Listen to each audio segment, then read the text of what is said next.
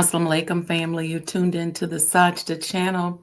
I'm your host, Sajdah Wendy Muhammad, and we're going to be talking today about a subject that's a little bit uncomfortable, but I believe it's time to start talking about it. I'm going to talk about it from a lot of my experiences, and it is discrimination, that hidden discrimination, or sometimes not so hidden, against us as Black Muslim entrepreneurs. You don't want to miss it. We're going to keep talking about it. We're going to raise the awareness. I put a whole chapter in it in the book. So be a friend, tell a friend. It's time for us to say something, to do something, and to step up. All right. So we'll see you in a few minutes on the other side of about 3-4 minutes of commercials and a beautiful prayer.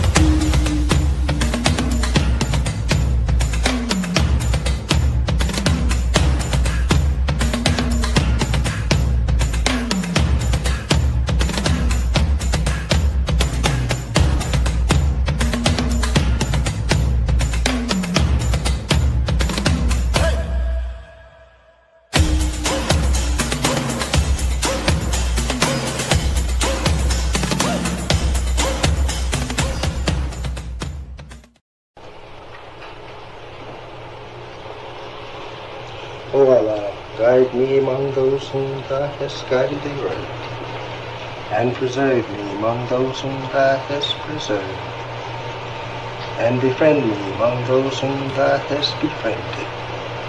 Bless me in whatsoever Thou dost grant me, and deliver me from the evil of what Thou hast judged. Surely Thou judgest, and none can judge against Thee. And he whom Thou befriendest is not disgraced. Blessed art Thou, O Lord, and exalted be Thee above what they set up besides Thee. I bear witness, nothing deserves to be served besides Thee. And I bear witness that Muhammad is Thy servant and apostle. Amen.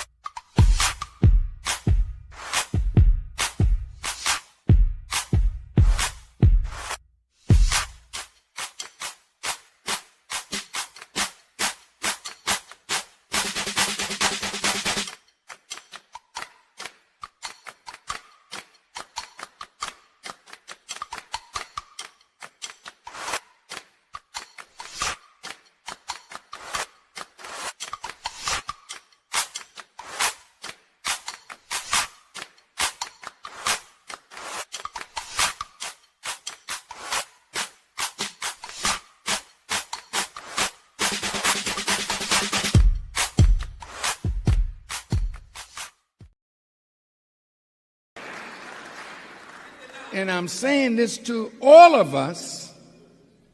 Our people are ready to spend their money with their own.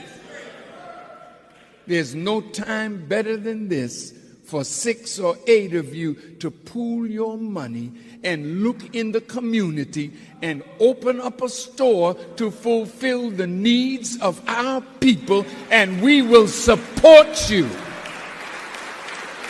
It's your time now. That's being a man. Supporting your own people that are in business. Going into business yourself. Think out of the box. What can you create that will put black people to work.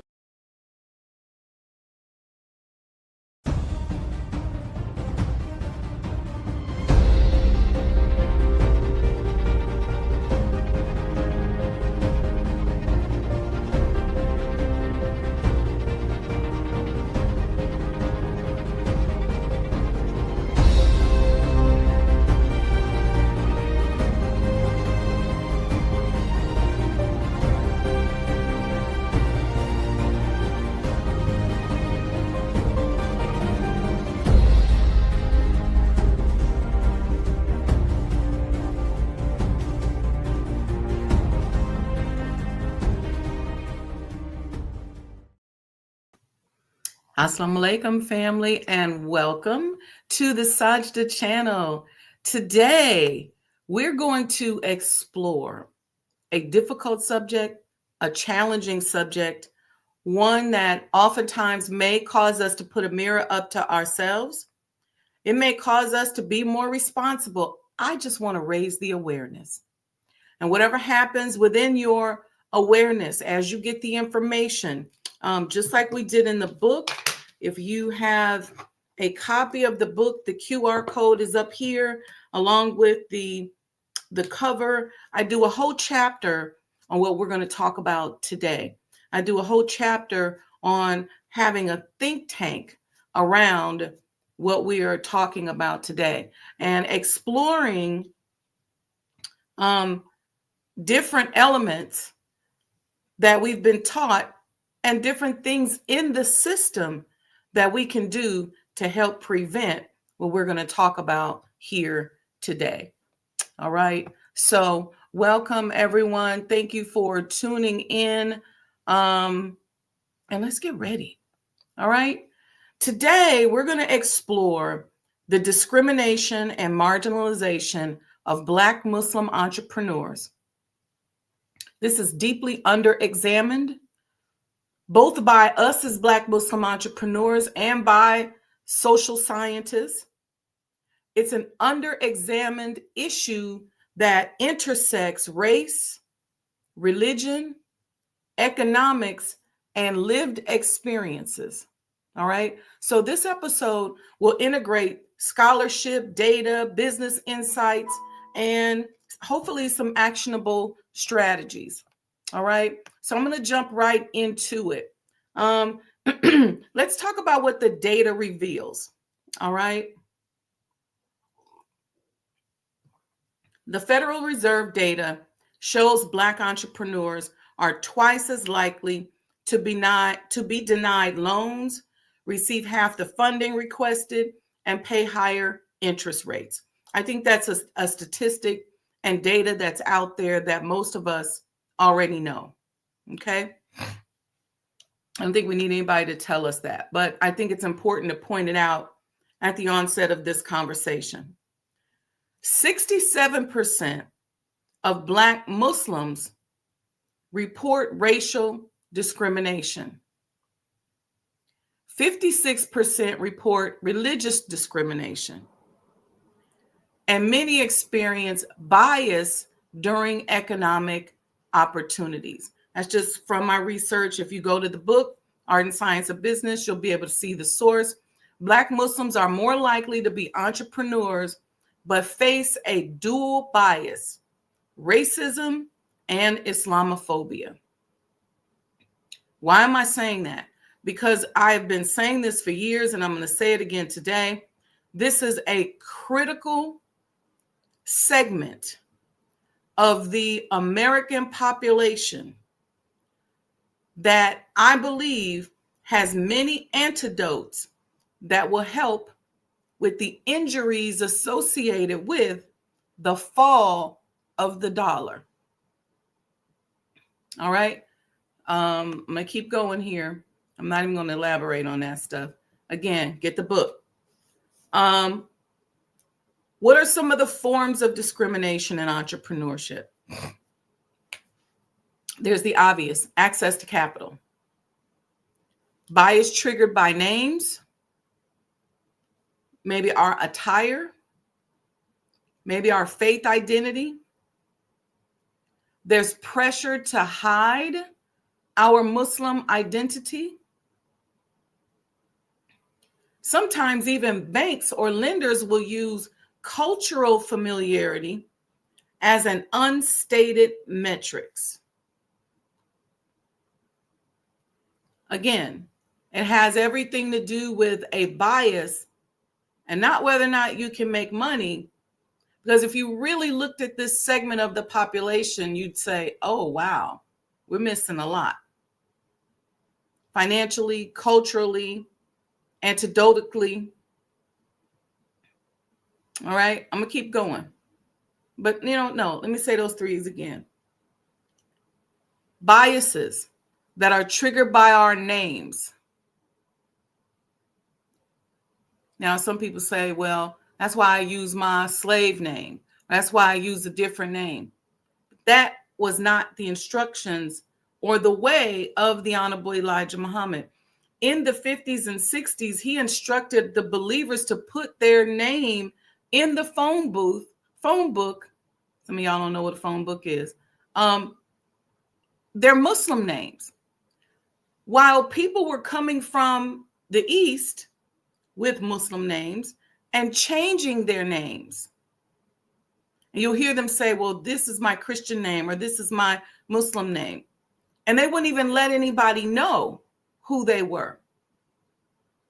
But the Honorable Elijah Muhammad was already integrating us into a society, exercising our faith, exercising human rights and establishing human rights that many people come from around the world and enjoy to this very day. Nobody was saying Assalamu alaikum in public. There was a point in time where it was illegal to say that. There was a point in time where people didn't let you know that they were Muslims. They hid their Muslim identity. And yet, we, the Black Muslim family, and I'm saying that deliberately, helped to establish a human right that people from all cultures now enjoy. All right. Now, another way there's bias. There's biases in procurement and contracting. Okay. Oftentimes we're excluded from networks where deals happen. People get concerned about public association with Muslim-owned firms. They rather do business with us in the dark. They don't want us to mount their stages. Some people will say, well, I'm all about, buying Black and doing everything Black. But what they really mean, Black, as long as it ain't Black Muslim. I could preach on every one of these subjects, but I'm going to just keep going with it. I just want to say, again, statistically, and it's in the book. Well, let's just give the obvious statistic. You had 2 million men show up on the mall in 1995 answering the call of a Muslim man. That gives you an idea of the level of influence. And I know that they've been working and chipping away at it ever since, but I believe it's actually grown, especially in today's climate. And then the other piece that I want to cover in this segment is the cultural and religious bias. Sometimes we're viewed as too religious, too cultural, too militant. And that's because there's a societal stigma.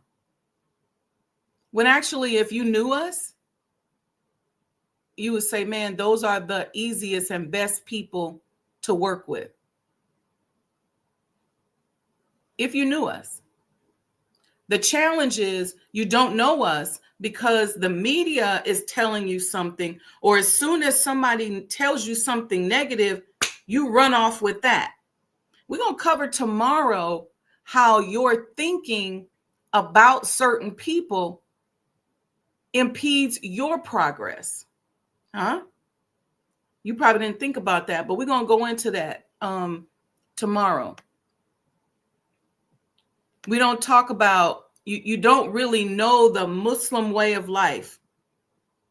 You don't really know the self-improvement aspect of the Nation of Islam or Al-Islam. You just know what you've been told. Now, we even get excluded from other Muslim networks. Even the Muslim community is racialized. Maybe we're not considered. This is a crazy thing. If you don't consider us Muslim, then what is your duty as a Muslim? I'm going to leave that right there. Because this ain't really to attack anybody. This is for us to raise awareness so that we begin to understand what's happening, so that we can speak up and we don't let those things that are happening to us stop us from following our instructions of doing for self, of 6 or 8 of us pooling our resources and going into business with one another. See, if we understand what is actually happening and stop being afraid of it, stop letting it be the elephant in the room, we can strategize to move forward, because that's what it's going to take. We got to think our way through this. There's no such thing as a spook God. See, because the minute we line up with the creativity to figure out how to navigate using the instructions that we've been given, then all of that supreme wisdom that we're learning, all of that connection to Almighty God, Allah, that we are praying to establish for the last almost 100 years, I believe, will fall into place. Historically, let's give a historical context. Black Muslims have a legacy of economic independence. There's a lot you can learn from us. You hear me talk about on this show all the time, the nearly $100 million empire that was built by the Honorable Elijah Muhammad. The ecosystem. I've been looking at some statistics where some economists call it a $1 billion ecosystem that was built. Farms, bakeries, real estate, trade and commerce, you name it.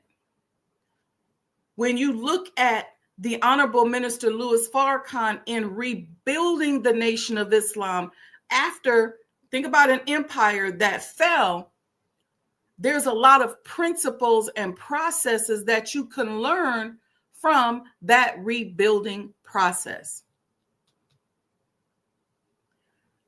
So the economic power among Black Muslims has always been targeted.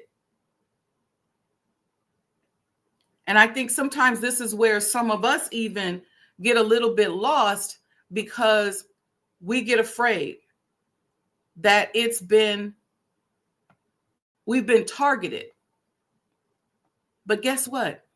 Y'all saw me. Where's my closing the gap? Oh man, it's way over there. I was going to quote something out of that. But it's our time. We got the blueprint. See, we've been through the rise and fall of an empire. We know what the rebuilding needs to look like. Okay? We've already been through lost revenue, not access to jobs, our community being weakened, our wealth building potential being reduced. We've been through that already.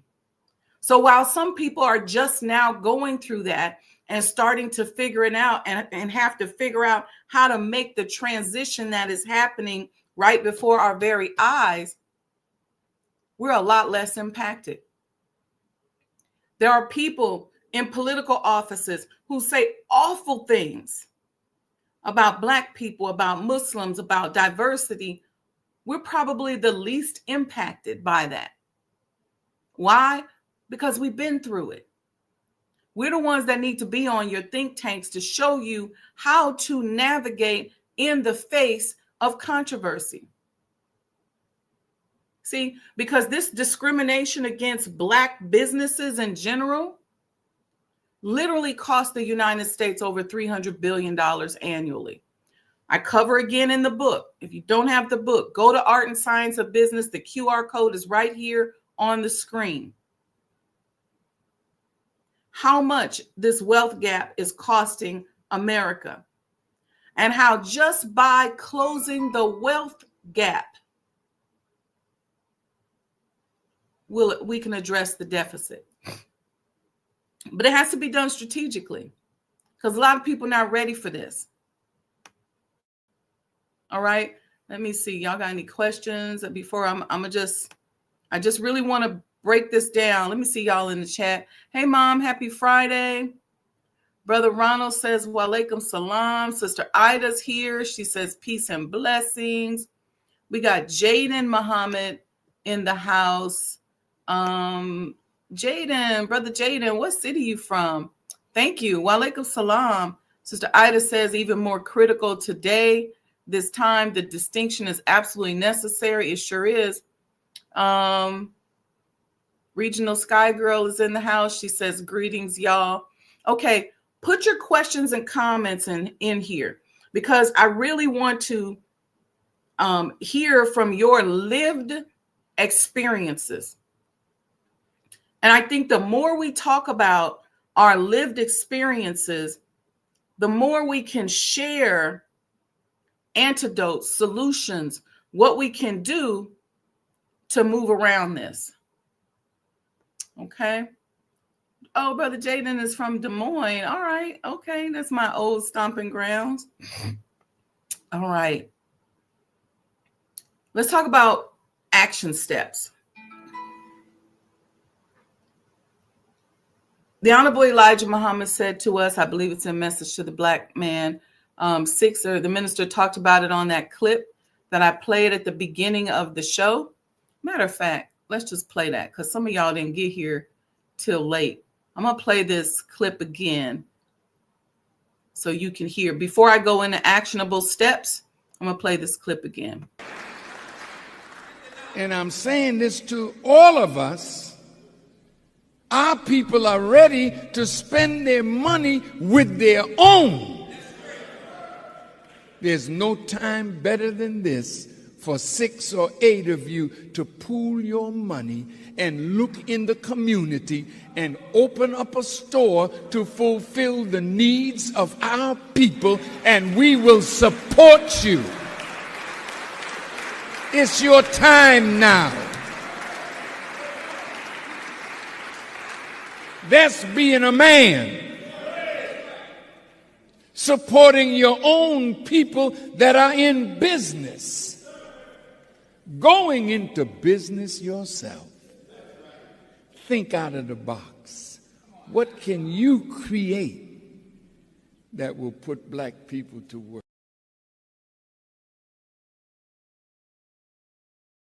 So the beginning of that, he quoted what I was just about to quote from the message to the Black man. Pooling our resources. Here's an interesting thing. He said 6 or 8 of you get together and go into business for yourself. Not six or 8 of y'all get together and complain. Not 6 or 8 get together and fuss about what they ain't doing. No, 6 or 8 of you, us. And I've found in business that 6 to 8 is a magical number. 6 or 8, keep the circle tight. Get creative. You may not even be able to find 6 or 8 like-minded people at first. You may not even have 6 or 8 like-minded people that you trust. Build a small circle. Start there. And then over time, this is why we have networking events. We have one coming up with our brothers and sisters at Masjid al-Taqwa on December 28th. We're talking about Black Muslim unity when it comes to business and all things. So we start pooling our resources. There's a lot of us in a lot of little pockets of society. We now have to start coming together. There's a lot of us that are out here in business and we don't identify to the public that we're a Muslim. I can walk in a business and tell, I say, oh, these is Muslims in here. Or I can say, oh, this is somebody influenced by the Honorable Elijah Muhammad and the Honorable Minister Louis Farrakhan. So partnerships, pooling your resources. He did not say 6 or 8 of you get together and say, well, how come they don't do this at the mosque? How come they don't do this at the church? How come they don't provide a way? That's not the instruction. So see, we have to, again, y'all know I'm all about studying history. We have to study history and understand the building of nations and empires, the role of the government, the role of the traders and the entrepreneurs. Do you know how much Islam was spread during Prophet Muhammad's time? Peace be upon him. Via trade and commerce, because people wanted to do business with the Muslims because they were protected. They provided security.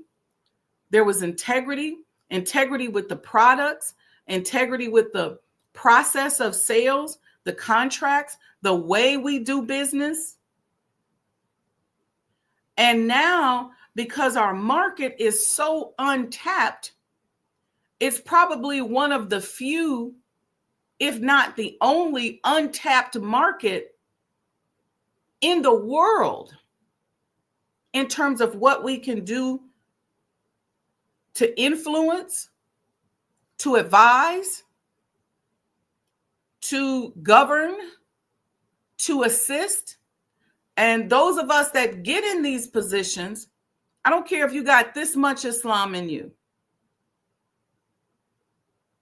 Let's make sure that we don't go and start practicing predatory capitalism because we see everybody else doing it. See, this is a faith-based process. This is about studying. This is about prayer. Let me show y'all my travel Quran. I spent so many years on the road. This is my travel Quran. Okay? And how much I'm in it, studying, praying, taking it with me. I got a prettier one that stays in the house, a couple prettier ones, but this one goes with me because it's out of that book that I'm thinking before I do anything. I don't have to make a big announcement. I sit there, Bismillah ar-Rahman ar-Rahim. That's before everything that I do. If you book me for a coaching session, you don't know it, but if we say the coaching session is at 3:00, then at 2:45, I'm on the line praying for you. I build that into my schedule. I'm praying for you. I'm praying for myself. This is a faith-based process, but you got to first believe. You can't believe on a part-time basis. You can't look at the mosque like it's a church and say, and I don't mean any offense to the church, but you go there on Sunday and you clap, you worship, and then, or you do your rakahs, which depending on what you do, and then you go home and then you turn into a predatory capitalist. You practice business just like the colonizers. And the abuse, here's the other thing, when we're not developed spiritually, the abuse that happens outside of our circle, sometimes we bring it into the circle and we feel like, well, it's okay. I can abuse her too. Everybody else does. I can abuse him too. Everybody else does. See, we're going to be called on the carpet. We're going to talk tomorrow specifically. We're going to talk tomorrow specifically about how our thoughts about somebody impact our ability to be successful. See, a lot of y'all can't be successful because you're too busy talking about people, too busy abusing people, too busy practicing predatory capitalism within your own circle, not pooling your resources, not supporting Black Muslim businesses, not uniting. See, we got to be able to recognize Islam no matter where it comes from. Let's talk about strategies.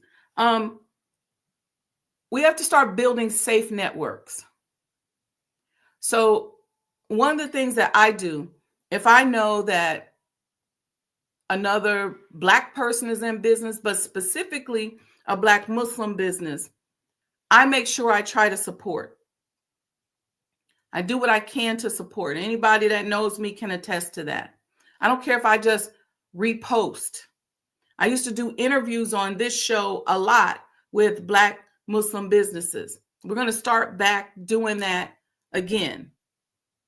And there's a lot of archives that are here on this channel, interviews where we're highlighting and supporting Black Muslim businesses. The challenge with y'all is when I'm on here by myself and we're talking about principles, y'all give me high views and high clicks. But when I bring somebody else on the show, y'all be acting shady. So we just got to figure out how to have that balance. And it may be me needing to do more educating. But this has been a challenge that I've had with this show from the beginning. People like me to be on here. When I bring on a guest, y'all be like, oh, she got on a guest. I ain't even going to click on. Here's another actionable step. Let's develop alternative capital pathways. Okay. The more we support, the more we donate, the more we help.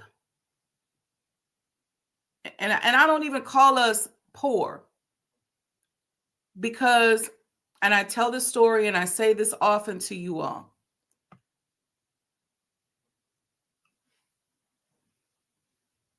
Yes, in the 1930s, 40s, 50s, and even in some of the 60s, I would say we were poor. Maybe even the 80s. But here's what's happening. Society has monetized what it means to be conscious, to be healthy. Let me give you an example. It's much cheaper to go buy cheap clothes that don't cover your body, don't cover your children's body, that are tight, sexualized. It's much cheaper. To be wearing custom clothes like oftentimes you see us in, things that are modest and still stylish, cost way more money.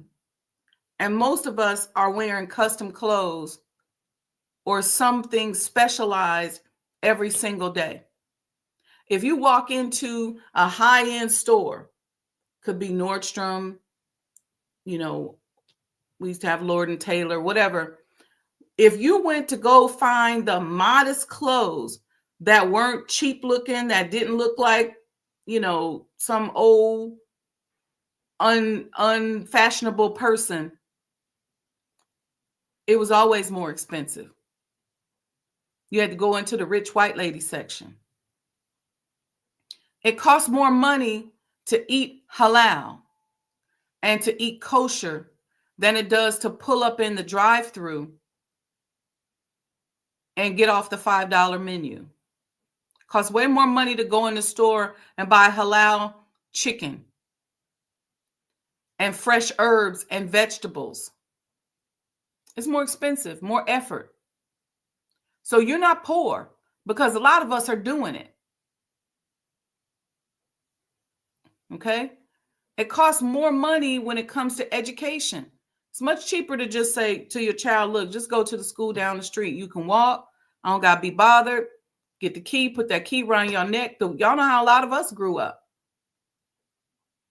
Most of our children are in private schools, whether it's Muhammad University or some other private school. That costs money. So we have to get out of this mindset that we're so poor and we're so broke. Because that poor, broke mindset is really literally what's keeping us apart. We're going to talk a little bit more about that tomorrow. I don't want to reveal it. Well, we got to get out of that mindset. We travel to Savior's Day. We spend thousands of dollars. I've gotten data from the city of Chicago on how the travel numbers in Chicago elevate. And they have record-breaking years when Savior's Day is in Chicago. That's something we can leverage. We just have to come together and start thinking like that to do it. We're not poor. We're not broke down. We're not raggedy. This is a lifestyle that actually is an expensive lifestyle. Believe it or not. All right. So alternative capital pathways, Islamic finance, cooperative investment clubs, revenue-based financing, coming together and figuring out how do we do this in an alternative way. Okay. I'm using storytelling to help break biases and shape perception and saying to people, this is what we go through. This is what we're up against. This is who we are. This is how we contribute to society and how we can actually impact your organization, your company, your business if partnerships are formed. Resource pooling occurs. We have to start building more partnerships with other Black-led institutions, HBCUs. Those partnerships have to be built. And I think we have to track and publicize our success metrics. I know a lot of people don't like to do this because they say, oh, well, them people gonna come after us. Well, we have to start figuring out what are we going to do if this kind of discrimination continues. We have to start filing lawsuits. We have to start making reports. We have to start pushing back. If a company or a business is discriminating against us, we have to stop spending our money there. Not just us, but the whole Black community. We have to build pipelines by investing in youth training to strengthen our future economic sovereignty. When I graduated from Iowa State University and I was interviewing, I was in a circle with a lot of people who came from wealthy backgrounds. Most of them was not interviewing like I was. Most of them were tapping back into a pipeline that had given them an internship, that, you know, maybe gave them a scholarship that their parents knew. But we're following this old school model where we're matriculating our children through a system that no longer works without giving them access to dual pipelines. We have a program you heard me talk about last week that Aletha and I are working on. Aletha put this whole beautiful platform together, and we've been working on how to deliver this platform to our people so that we can begin to create pipelines. Because when you open your business, you shouldn't be going out on Indeed or putting the ad out there saying, I'm looking for somebody. There should be a pipeline of conscious, spiritual youth that are ready to be tapped to work at your firm. So if you're an architect, you should be able to call over to Muhammad University of Islam or call over to the National Center and say, hey, I need a list of architects because I'm hiring. Or if you say, you know what, I just got this opportunity in the healthcare space, let me make a phone call and start tapping a pipeline. That way, when they matriculate through school, they're not subjected to the same things that are creating these predatory practices in the first place. We spend all this money educating our children, private schools and all of that, and then we send them to work at McDonald's where they're going to be around adults who might steal time, who might be fudging time cards, who might be doing all kind of stuff and creating all kind of habits and give the appearance that they're winning. But we don't have anything that's sort of like a fellowship program, which is what we've already established, that can bring them along and show them, no, these are the primary business tools and practices that you as a nation builder should be implementing everywhere you go. Okay? What's our responsibilities? Those of us that run institutions, we have to be transparent. It's easy now with social media. Put something out there, show people your progress, show what you're working on. The banks, we got to push these banks to start auditing these lending practices. There's certain communities they don't mess with because those communities push back.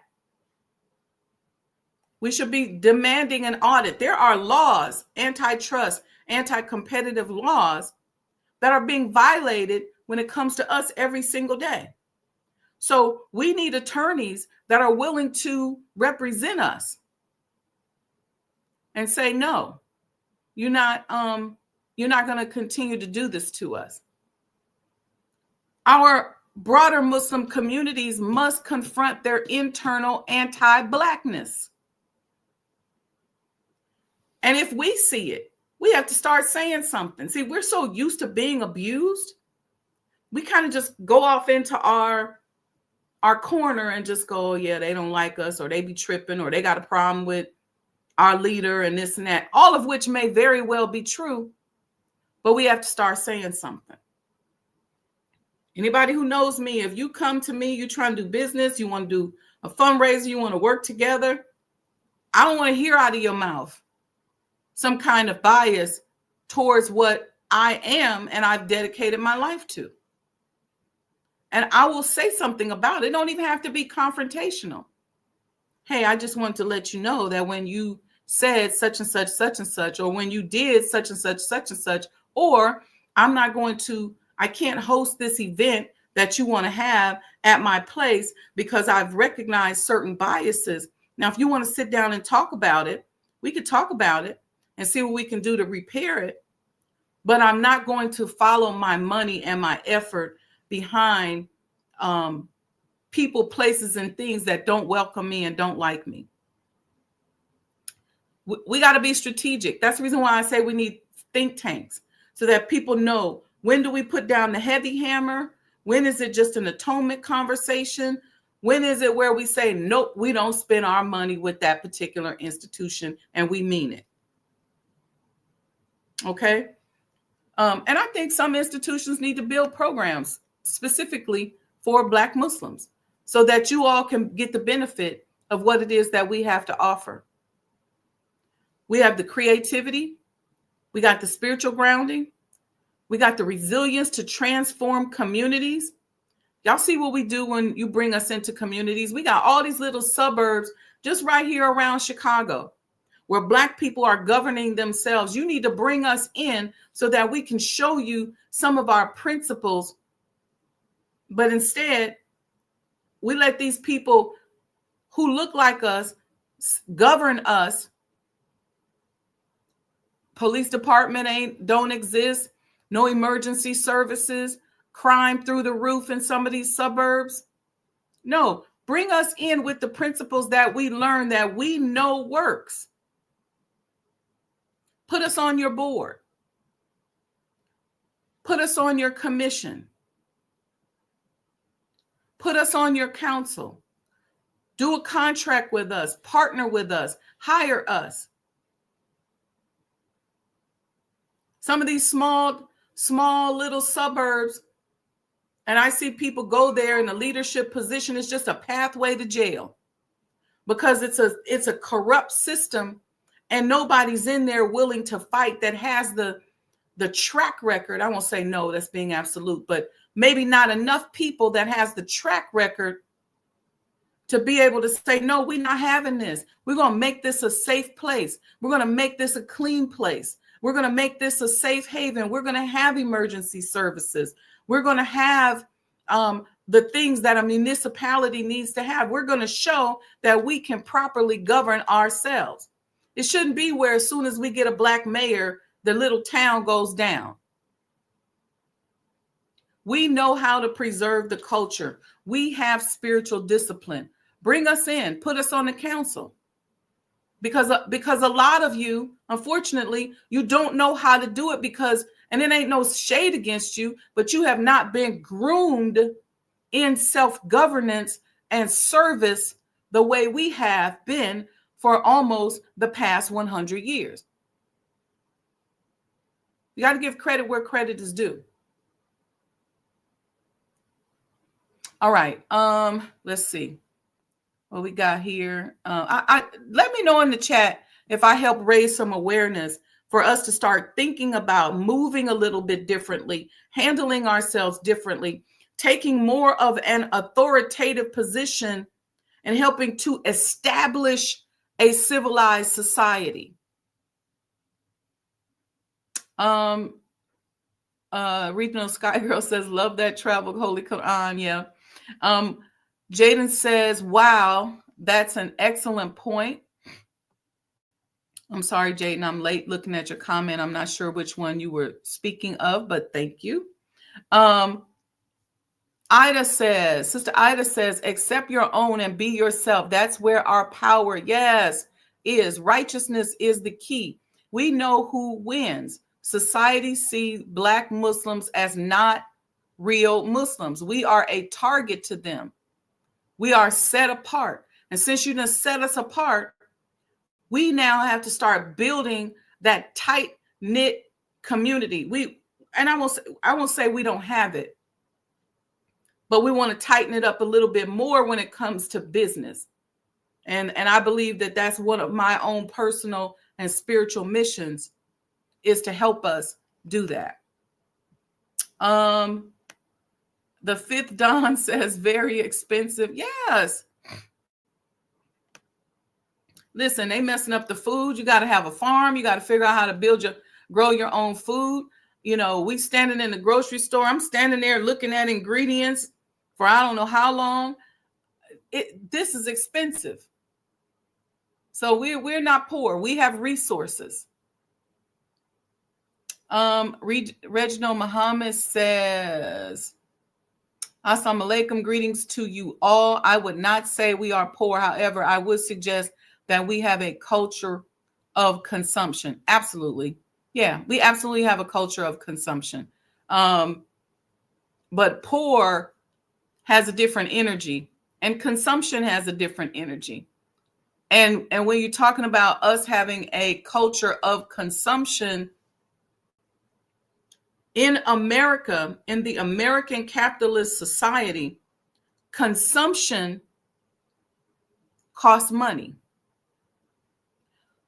You have to have resources in this capitalistic society in order to consume, because they charge you to consume. You're either going to pay for it with your mind, or you're going to pay for it with the dollars that you receive. So it's a way to circle those dollars right up out of our community. See, money is just like everything else. Money and wealth and business, there's an ebb and flow. It's a pulsation, just like your heart. Boom, boom, love, dub. Boom, boom, love, dub. So there's the expansion and there's the contraction. So while their businesses are expanding and contracting, they're teaching us to just flow those resources right through our community. But we have them, we get them. So we just have to figure out, with that massive amount of consumption that we do, how to redirect those dollars. If it stays in our community 6 hours, let's try making it a day. Let's just work on a day. And then we slowly build. How do we do that? You may have to take an extra exit to go buy Black Muslim or go buy from another Black business. You may have to take a little extra time. They may not have the service that you're used to. They may not be as quick. You may have to slow down, take a deep breath, in order to do business with your people. It may take extra effort. We were just working on the fellowship. We were sitting down going, okay, who do we have in the community that can do X, Y, and Z? It may take a little bit of time because maybe when you Google them, they don't pop up. Okay. But remember, business has ebbs and flows. So the natural capitalist system, the general capitalist system that's been built pulsates. And they're using our money like the blood flow that is pumping through that heart. It flows through us. We get it. We have it. And what they've done is made us uncomfortable with the ebb and flow, the pulsation. So when we have a business or when we're in a particular situation and the money flow goes up, down, we panic during the down phase. And then what they do is they keep pushing the concept of consumption into our face so that when we can't consume, we're stressed. If you tell us put our phone down, if you tell us, look, no movies for 2 weeks, we get stressed because we have built our social behaviors, not just social, our general behaviors around consumption. So those of us in the Black Muslim community with the added additional knowledge that we've been taught for the almost past 100 years have to begin to help make that shift. How do I support somebody that looks and believes like me? How do I partner with somebody? How do I fulfill that instruction? 6 or 8 of us pool our resources and go into business with ourselves. How do I make sure that I'm not tearing down my government with the they, the this, the them? That was not the instruction. Let me tell you this last statement. I'm going to read the rest of y'all comments. It was only 50,000 of them that came over here and built America. Stop thinking that you need millions of people. And they didn't have the internet. They had to walk everywhere. They didn't have the phone. We can eat quick. We can call somebody on the phone. We can get on the internet. We can do a Zoom meeting. There's a lot that we can do that many cultures are taking advantage of, that we just have to focus and take a little bit more advantage of ourselves. Brother Ronald says, excellent point. Totally agree. Brother Jaden says, all praises be to Allah. Inshallah, I'll be on tomorrow with y'all. The content is genuinely straightforward. Praise be to Allah. Yes, tomorrow we're going to talk about what thoughts are you having that are impeding your own progress. What thoughts are you having about another person that's stopping you from growing? Who you hating on? Who you keep thinking about that's stopping you from growing? Okay. Brother Ronald says 6 or 8 like-minded thinkers are so important to establish a successful business. No side hustle concepts can build a profitable business. Totally agree, Dr. Muhammad. Yes, yes, and yes. Okay, thank you so much for the super chat. What do you think about AI automation? You know what, I was thinking about doing a show about AI because I think that there's some aspects of AI that can really be useful to us. And then there are some aspects of it that I think we should stay away from. I'll give you an example. Well, no, I'm going to save it for the show. I'm going to save it. But we're going to do a show where we're going to talk about using AI to enhance our productivity, our creativity, but not making it a crutch. And because there's certain things that AI may not be able to do in the future. They can't fix your pipes. Probably can't do carpentry work. So there's going to be that additional human touch. And here's a trick. Even though AI is learning, it's learning us, and so it mimics us, and it's going to grow and develop. We have direct alignment with the Creator himself, with Almighty God Allah. So we are infinite. And we have to learn how to harness that. And so I want to talk about that a little bit on the show. So thank you for that question and reminding me. I actually started putting that together. Brother Reginald says, thank you for the super chat.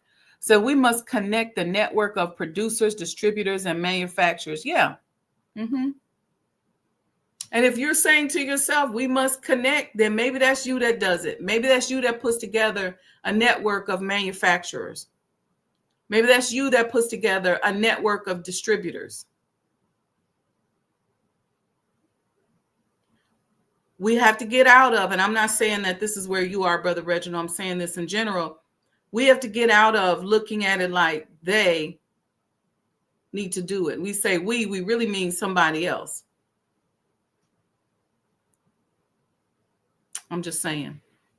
Okay, so if you have no more comments, we are going to resume tomorrow morning for tomorrow's Sajdah Morning Coffee Talks. Share this talk with somebody. Help raise awareness. There's a whole chapter in my book on this. I talk about the think tank that we need to build, to begin to formulate our processes around separation.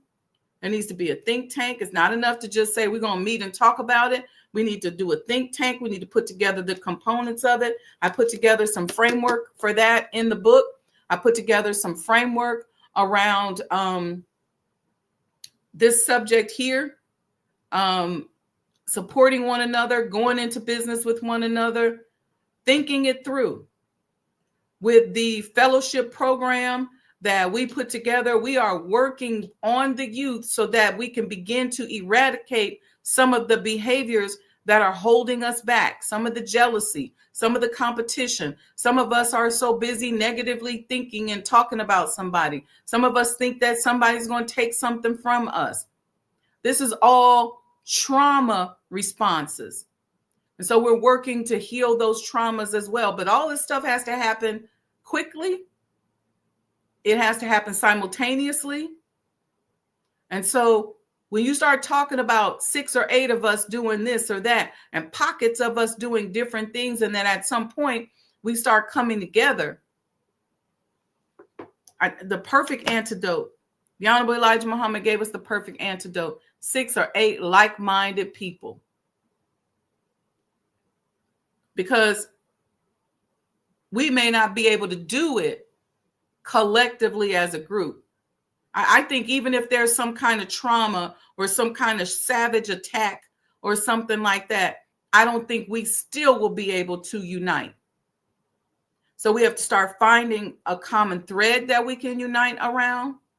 We have to start putting together these circles of 6 to 8 people. All right, Brother Ronald, he says, thank you so much for your time. Thank you all for your time. I really, really appreciate you as we begin to explore this concept. Somebody said to me, well, this should be done in closed doors. Well, the discrimination ain't happening behind doors. The discrimination is happening right in our face. We're being discriminated against. We got to step up and start saying stuff. Get on your podcast, start doing a press conference, something. Somebody discriminate against you. You don't need permission to go file a complaint. You don't need permission from somebody. Now, you might want to have a group of people that you can consult with, but you don't need permission to say, hey, get your foot off my neck. Stop sitting there suffocating and dying with somebody's foot on your neck, waiting for somebody to give you permission to say something. If you see something, say something.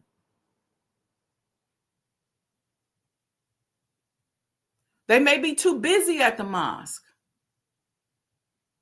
They may be too busy trying to resurrect the dead and run the government structure. Meanwhile, you over here watching your sister or your brother get discriminated against, and you waiting on somebody at the church or the mosque or the temple to say something? No, you standing right there. You say something. So everything is not always, we got to get out. This again is the spook God mentality. Well, what they gonna do about it? I heard about this. We think let me go and tell everything I see happening. And if they don't do nothing about it, no, you standing right there. It's happening to you. You the one went to the bank and they treated you a certain way because your last name is Muhammad or because your name is Abdul. You the one did that. So you go file the complaint. You go get you an attorney. Go find some other people. Say, you know what? It's 10 of us that went through this same exact thing at this hospital. It's 15 of us that went through this exact same thing at this restaurant. We're going to the city and we're going to talk to them. When you talk to these politicians, say to them, every time we go in this store over here, they treat us a certain kind of way. And we know that it's Black Muslim bias. What you prepared to do about it? How are you going to help us? If you want us to vote, you come in here, you want us to be on your committee. You want us to help you get out the vote. What you going to do to protect us against some of this economic disparity that we've been fighting against since 1975? What are you prepared to do from a policy standpoint? How are you prepared to support us when we go and apply for those contracts and go through the procurement process? How are you prepared to support us when the police harass us?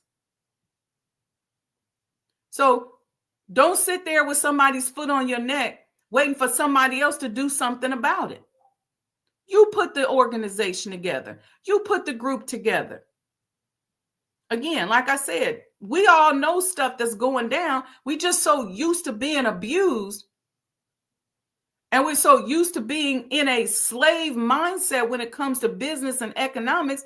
We're waiting on somebody else to say something about it. You say something. Some of you all been in the nation, you've been Muslims for 40 years, 20 years. You can say something. You can say, you know what, I don't like this. This don't look right. I don't like the way I saw you treat this sister over here. This is unfair. I don't appreciate it. Where's your manager? Is there a law? Can I go complain? Is there something I can do? You can find a process of grievance. And if nothing else, say, you know what, y'all, don't shop over there with them no more. Don't take your money over there with them. I know you like buying their whatever, but don't give them your dollars anymore. And let the rest of the Black community know, who is also Muslim adjacent, not to take their money over there. It's time to start doing something. We have to stop waiting for somebody else to do it for us. The instruction was not 6 or 8 of you go to this organization and pool your resources and do business with them. So many of us, I coach a lot of us as Black Muslims, and we are sitting here going, well, I was waiting on the moms to open a grocery store. What? Where they do that at? You open a grocery store. You and 6 or 8 other people get together, open a grocery store. You'll be able to make money to donate and support the mosque so they can focus on running the government and resurrecting the dead. We put too much responsibility where we're not necessarily supposed to put the responsibility. I hate to put this out here, but it's just time to say it. You got people who are dedicating, this is my last thing, I'm gonna get off this. You got people who are dedicating their lives as laborers and So, and people who are working within the structure of the Nation of Islam. You can't put every problem you got in the world on them. You want them to be your psychologist, your economics person, your medical doctor, your bank. You want them to be the homeless shelter. You can't do that. You can't put every social ill on them. Our teachings give us the antidote to every single problem that faces Black America, every single problem that the human race is going through. We have the antidote within the supreme wisdoms that everything's been addressed. All right. Okay, y'all. I'm sorry. I've been in that position as a laborer or as people who see you as a leader. I get it all the time as an owner of the Honorable Elijah Muhammad House. Why don't y'all do this? Y'all need to be doing that. Well, why don't you do it? You want those few people who are trying to help resurrect the dead, run and establish a government, deal with the enemy and the hypocrites and all the infiltration that we already know exists. You want them to deal with all of that and then fix all of your social ills. It just that don't work. It don't even make sense. And it's unfair. It's unfair to be that critical of a particular structure when they got a lot on them. We got to step up. We not little birds just chirping, chirpy, waiting for somebody to feed us. Let's go. Let's go. We got the wisdom. So join us tomorrow, okay? If you like this content, there's ways that you can support going across the bottom. Support the completion of the Honorable Elijah Muhammad House Museum. I've been posting, hey, y'all, we real close. Y'all saw them floors? Them bathrooms, a lot of bathrooms in that house. You know, people don't realize that is 12,000 square feet of renovation of a house that's over 100 years old. So it's a beautiful journey, but it is a lot. Okay. So support. Get your commemorative Elijah coin. We got 40% off on the sweatshirts. You can Cash App, you can Zelle. Fifth Don said, many of us need this conversation, sis. Praise be to Allah. You're welcome. All praises due to Allah. Yeah, please stop being so hard on those in leadership, expecting that they got to solve all your problems, your marriage problems, something wrong with your children, it's too much. And it's not fair. What you gonna do? Let me go before I get started again, because another thought just came. Okay. Yes. Support. Get the book. Y'all know what to do. And we'll see you all tomorrow morning. We'll continue this conversation. We're going to go into our thoughts and our mindset. We're asking ourselves the question, what thought am I having about somebody that is impacting my progress? And that's somebody, you could put somebody's name. You could say, what thought am I having about sister so-and-so that's making me non-productive? What thought am I having about brother so-and-so that's making me non-productive?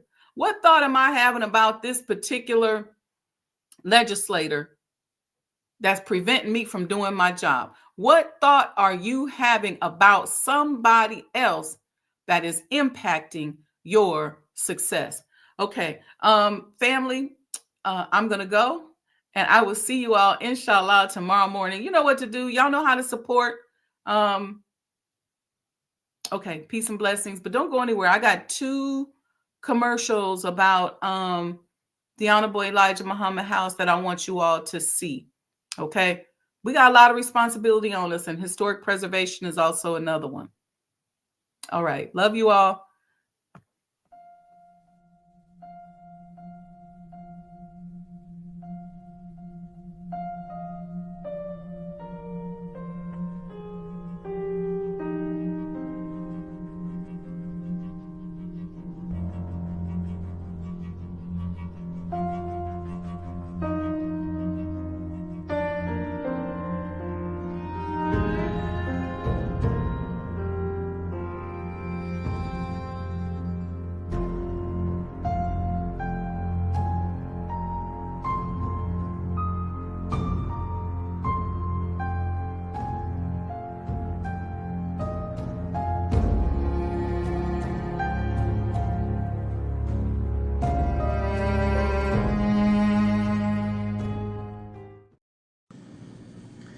The Honorable Elijah Muhammad, who in my judgment is the master historian,